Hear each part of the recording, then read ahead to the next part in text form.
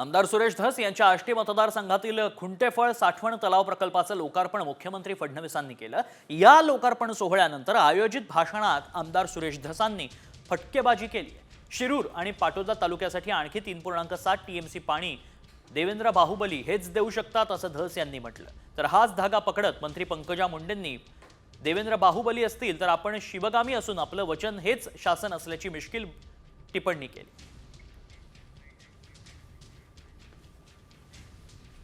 आमची दुसरीकडून कुणाकडूनच अपेक्षा नाही, मिळणार भी नाही। फक्त आणि फक्त देवेंद्र बाहुबलीच हे देऊ शकतात, दुसरं कोणी देणार नाही। म्हणजे मला 4 टीएमसी मिळालं तर पलीकडे जाता येईल। आणि साहेब, माझी दुसरी मागणी आहे, तुम्ही प्रशांत बम साहेबाची योजना एका झटक्यास केली, हे तुमचा लाडका आहे, तसा मी सुद्धा लाडका आहे ना साहेब। मी खरंच लाडका आहे साहेबांचा। साहेबांनी खूप माझे लाड केलेले आहेत।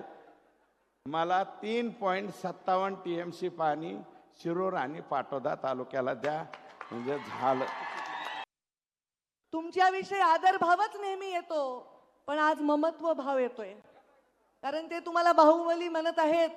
काही वर्षापूर्वी मला शिवगामिनी म्हणत होते, तर शिवगामिनी बाहुबलीची आई आहे आणि त्याच्यामुळे मला आज तुम्हाला बघताना वेगळाच भाव आला।